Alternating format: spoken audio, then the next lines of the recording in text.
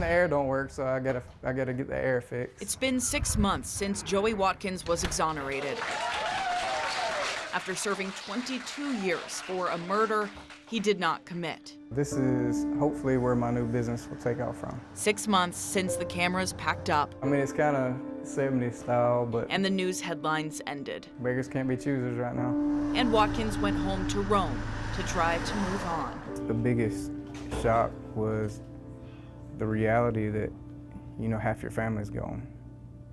Everything that you remember. Gone too, his family's car business, forced to close after the legal fees to clear Watkins' name became too much for his parents to shoulder. They spent every bit of money they ever made in their life on getting me home.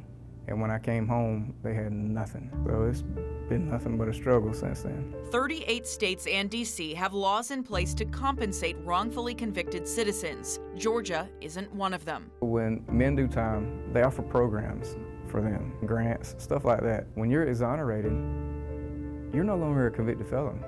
You're not eligible for those benefits. So it's kind of like, hey, we'll see you.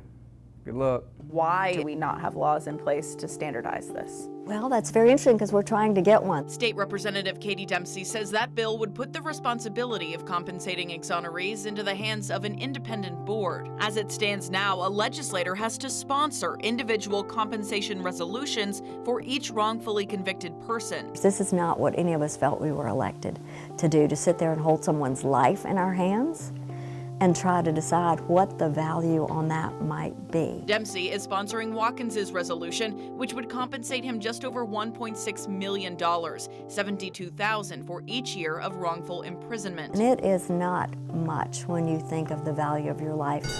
Watkins watched in the wings as the resolution made it out of the House in the final hours of crossover day. The resolution is therefore adopted. To a standing ovation. It's going to make me cry. It is emotional. It was powerful. But it still has to pass the Senate, where it's been stalled for weeks. There is resistance just on the principle, I think, of the state being financially responsible for something that was carried out by a county.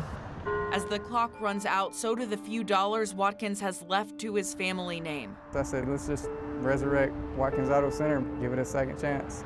Let's try. But the roadblocks keep coming. I can't get a business loan because I can't show 2 years of tax returns.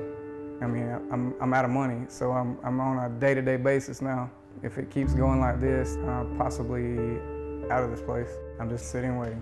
Also sitting, waiting, somewhere in Georgia's capital is a bill that could change state law for exonerees and a resolution that could change Watkins' future. This is gonna be my legacy if it works out. After more than 2 decades of stolen past. It's either sink or swim, and I'll swim till I sink.